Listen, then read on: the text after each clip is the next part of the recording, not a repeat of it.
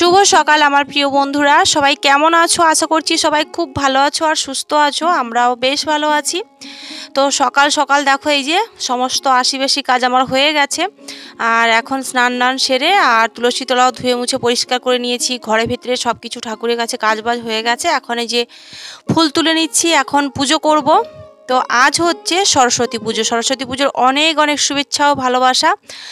তোমরা নিশ্চয়ই অনেকেই অনেক জায়গায় পুজো দেখতে যাবে, আবার অনেক জায়গায় ঘুরতেও যাবে। তো সবাই খুব খুব ভালো করে আজকের দিনটা কাটাও, কারণ সরস্বতী পুজো মানেই তো খুবই একটা স্পেশাল দিন, তাই না? বিশেষ করে যারা স্টুডেন্টরা রয়েছে তাদের কাছে তো অবশ্যই একটা স্পেশাল দিন। আর আমরা যারা মানে কি বলবো হাউস ওয়াইফরা রয়েছে, আমাদের কাছেও স্পেশাল দিন। কেন কি বলো তো, সরস্বতী পুজো মানেই তো মায়েদেরকে, ছোট ছোট বাচ্চাদেরকে নিয়ে বেরোতে হয়, তাই না?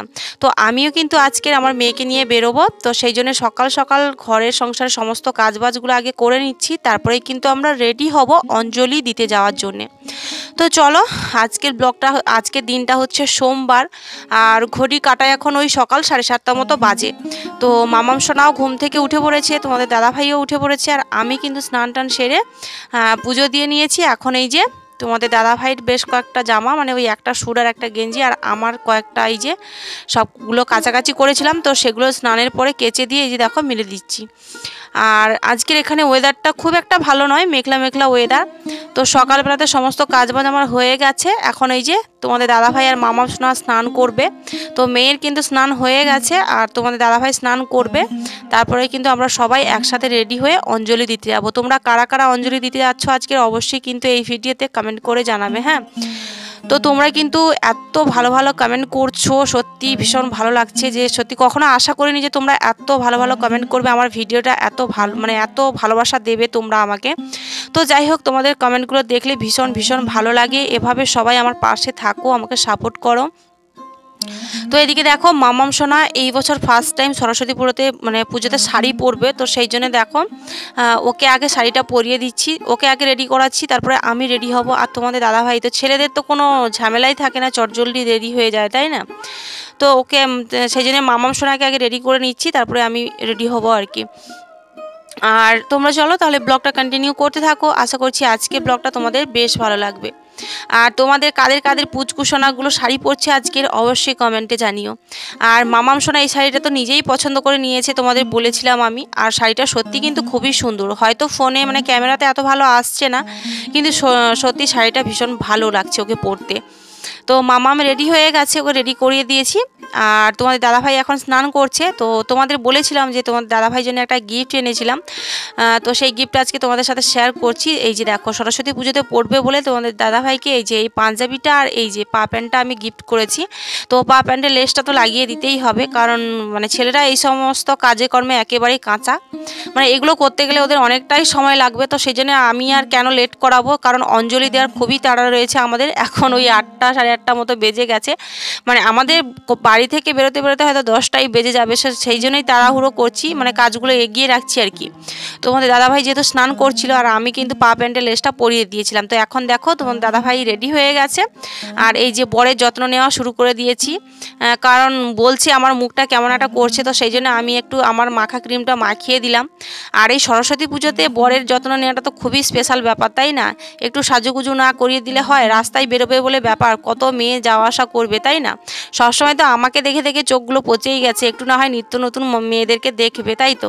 তো সেই জন্য সাজুগুজু করে দেখো এই যে বাপ বেটিতে বেরিয়ে পড়েছে। আর আমি হচ্ছি ক্যামেরাম্যান আজকের। তো সারাক্ষণ বাপ বেটির মানে স্পেশাল মুহূর্তগুলো আমি ক্যাপচার করব, কিন্তু আমি সারা ভিডিও জুড়ে আমি কোথাও নেই, সমস্ত ভিডিওতে তোমাদের দাদাভাই আর মামাম সোনা। তো যাই হোক, এদিকে দেখো আমরা রেডি হয়ে আমাদের এই বাড়িতে এসছি, মানে আমার শ্বশুরবাড়িতে। আর মামাম সোনা ওর ঠাম্মিকে দেখাতে এসছে যে ও শাড়ি কীভাবে পরেছে। তো সবাই বলছে খুবই ভালো লাগছে। তো এখন এই যে আমরা মাঠে নেমে যাব, আর মাঠ দিয়ে কিন্তু এই রাস্তায় উঠে 5-6টা মানে 3-4টে বাড়ির পরেই হচ্ছে মামামের স্কুল, তোমাদের তো আমি বলেছিলাম আগে। তো চলো এখন মেয়ের স্কুলে যাওয়া যাক। আর এটা হচ্ছে আমাদের বাড়ির কুল গাছ, শ্বশুরবাড়ির কুল গাছ। তো কুল এখন আমরা খাইনি, যেহেতু সরস্বতী পুজো যায়নি এখনও, তো সেই জন্য খাওয়া হয়নি, তো পরেই খাবো। তো চলো ফাইনালি কিন্তু আমরা এই যে চলে এসেছি মেয়ের স্কুলে।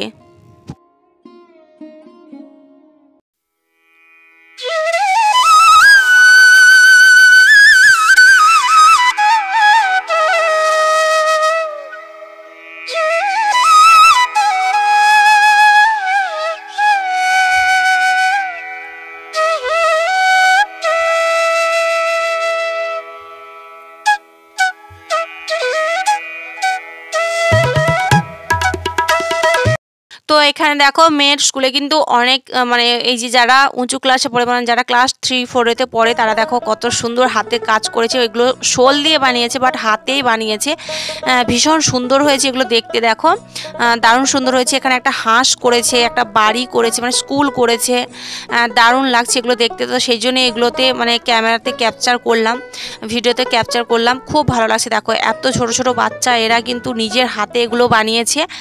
আর এগুলো কিন্তু সরস্বতী পুজোর দিনই দেখো সাজিয়ে রেখেছে, বাইরে টেবিলের মধ্যে করে সাজিয়ে রেখেছে। আর সবাই এখানে অঞ্জলি দেওয়া হয়ে গেছে সবার, মানে যারা আসছে তারা অঞ্জলি দিচ্ছে, বাইরে বেঞ্চ দেওয়া রয়েছে, সবাই বসে রয়েছে।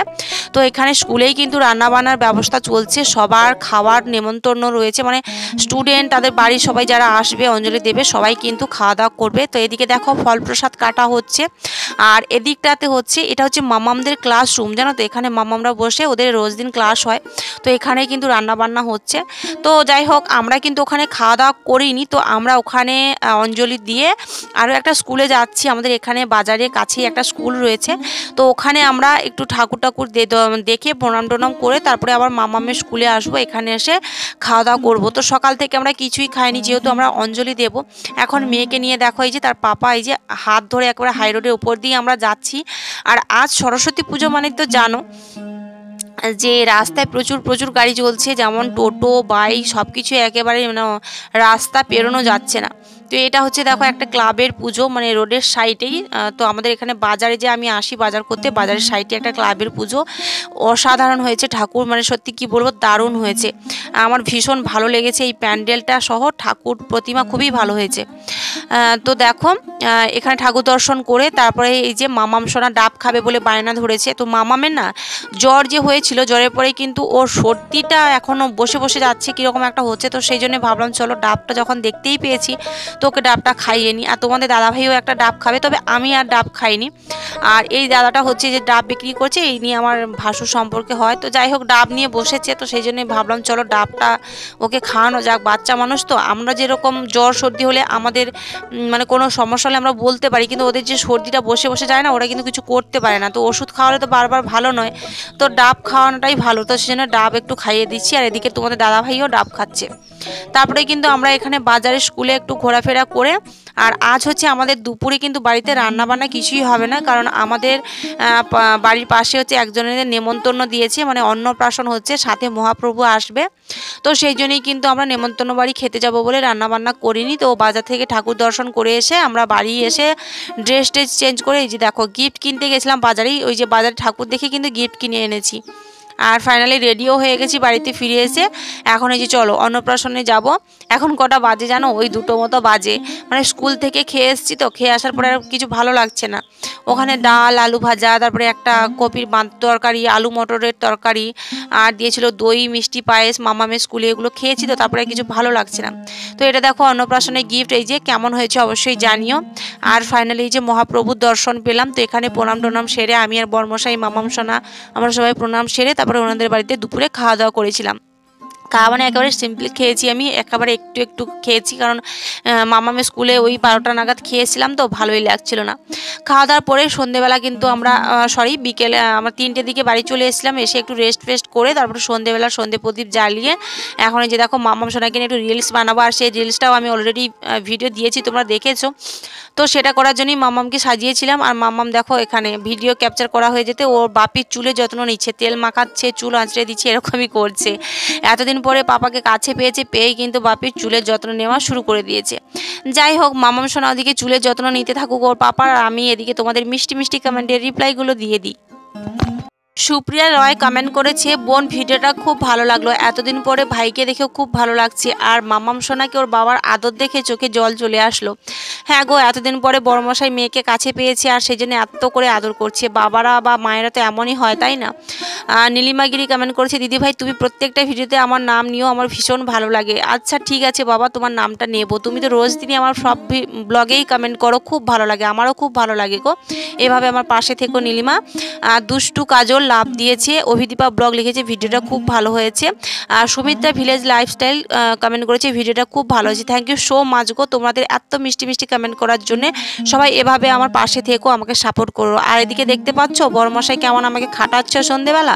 বাড়িতে আসতে না আসতেই বউকে খাটিয়ে মারছে, বলছে আমার পাটা একটু টিপে দাও, তেল মালিশ করে দাও, আমার পাটা যন্ত্রণা করছে। হ্যাঁ, টানা 2 দিন ট্রেনে বসে এসেছিলো তো সেই জন্যই কিন্তু ওর শরীরটা ভীষণই খারাপ। আর আগে থেকে এতটা রোগা পড়ে গেছে কি বলবো তোমাদের, মানে দেখলেই চিনতে পারা যায় না, চোখ মুখ গাল একেবারে বসে গেছে। কারণ তোমাদের দাদাভাই না বাইরে একেবারে শ্যুট করে না, মানে কাজে গেলে না ওর একেবারে শ্যুট করে না, অনেকটাই রোগা পড়ে যায়, প্রত্যেকবারেই এমন হয়।